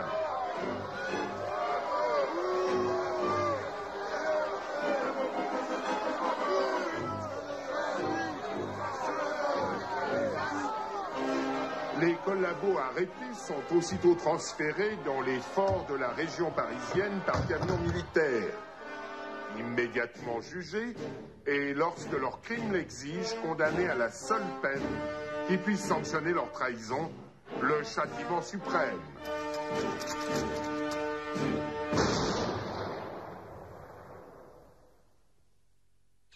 Saint-Laurent-du-Maroni, mai 1946.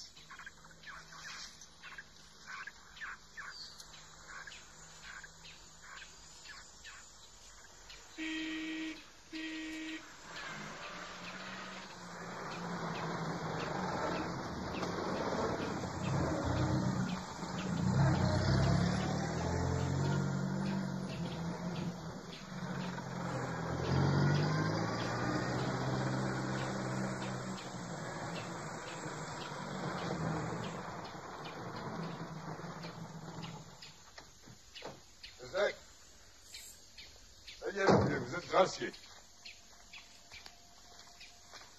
Gracié. Voilà la notification officielle. Vous êtes libérable avant la fin de l'année.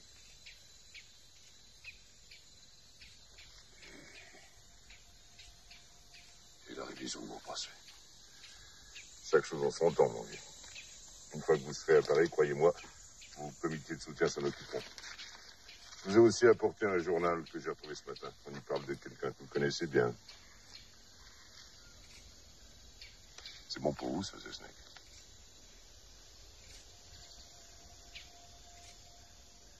Bonny fusillé.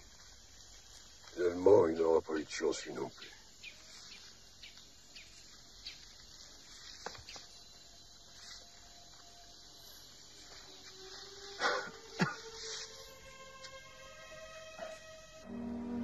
Fort-de-France, 20 juin 1947.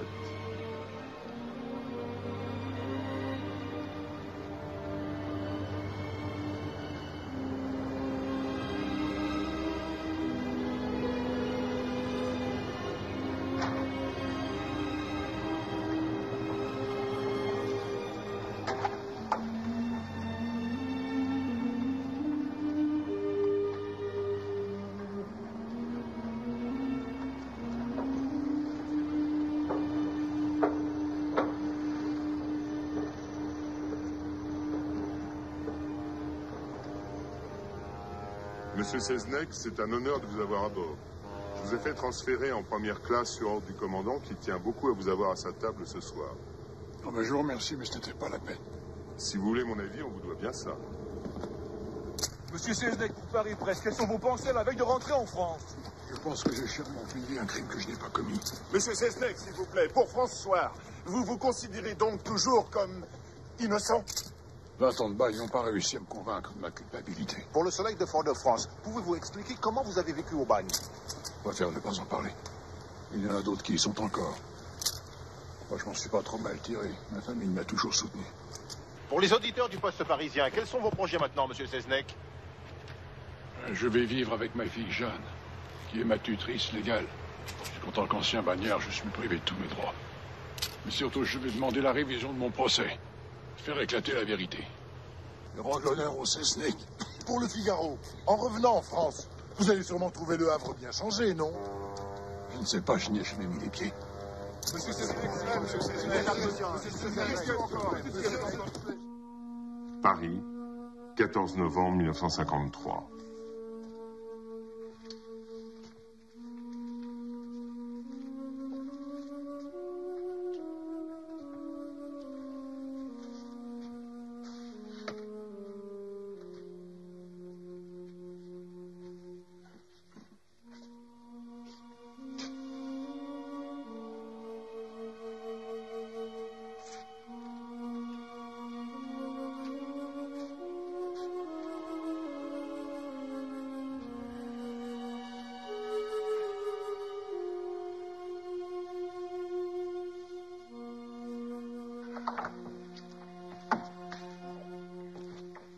Couvre-toi.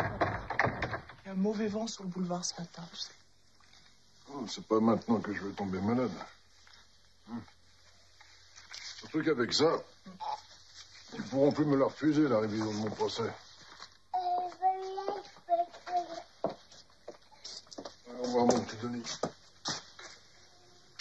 Au revoir, ma chérie. Fais attention à toi. T'inquiète pas. Au revoir. Au revoir. Au revoir.